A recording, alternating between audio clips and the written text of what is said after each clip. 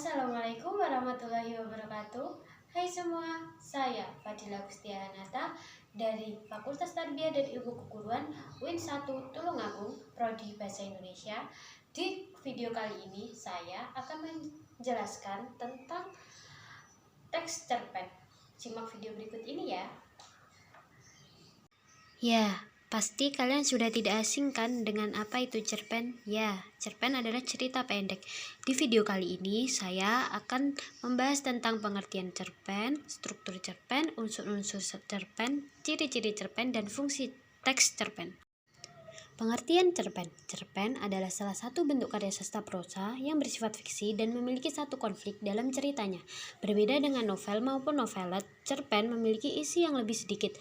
Umumnya, sebuah cerpen terdiri dari 1.600 hingga 10.000 kata di dalamnya. Karena keterbatasan tersebut, cerpen akan lebih fokus pada satu alur atau plot, karakter utama, dan beberapa karakter tambahan jika diperlukan, serta penyelesaian masalah yang ringkas dan efektif. Jadi, cerpen hanya memiliki satu konflik, berbeda dengan novel yang memiliki banyak konflik. Struktur teks cerpen. Yang pertama, abstrak. Abstrak merupakan suatu ringkasan atau inti dari cerpen yang menjadi gambaran awal sebuah cerita. Unsur abstrak bersifat opsional atau bisa digunakan atau tidak bisa digunakan. Jadi, unsur abstrak ini bisa digunakan atau tidak juga bisa digunakan. Yang kedua, orientasi. Orientasi merupakan segala hal yang berkaitan dengan suasana, waktu, serta tempat yang terdapat di dalam cerita pendek. Jadi, orientasi itu sama halnya dengan latar. Yang ketiga adalah komplikasi. Komplikasi merupakan suatu urutan beragam kejadian yang dikaitkan berdasarkan sebab akibat.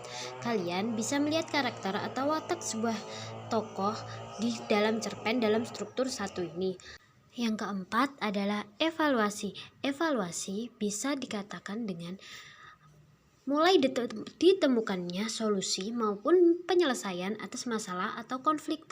Yang kelima adalah resolusi. Resolusi adalah keterangan bahwa penyelesaian atas masalah yang sudah dialami oleh tokoh di dalam cerpen. Dan yang keenam adalah koda. Koda adalah nilai moral atau pelajaran yang dapat diperoleh oleh pembaca yang menandakan akhir dari cerita cerpen tersebut. Unsur-unsur dalam teks cerpen. Unsur dalam teks cerpen dibagi menjadi dua, unsur intrinsik dan unsur ekstrinsik. Unsur intrinsik berupa tema, penokohan, alur, setting, sudut pandang, gaya bahasa, dan amanat.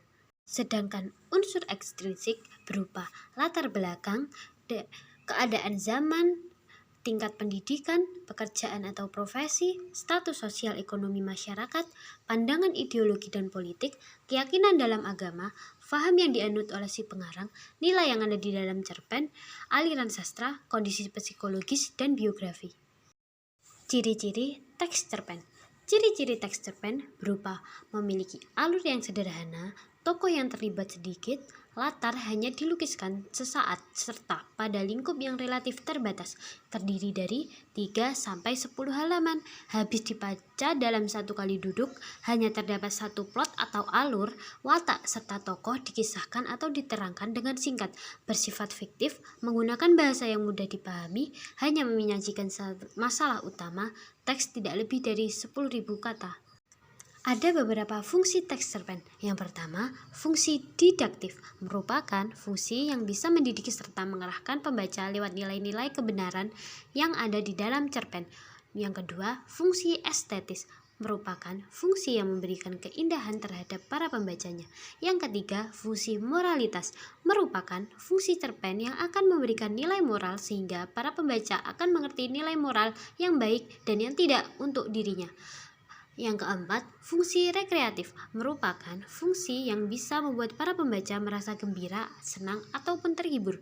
Yang kelima, fungsi religiusitas merupakan fungsi cerpen yang mengandung ajaran agama serta dapat menjadi teladan untuk para pembacanya.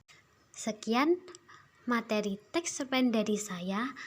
Jika ada kurang lebihnya saya mohon maaf. Wassalamualaikum warahmatullahi wabarakatuh dan terima kasih.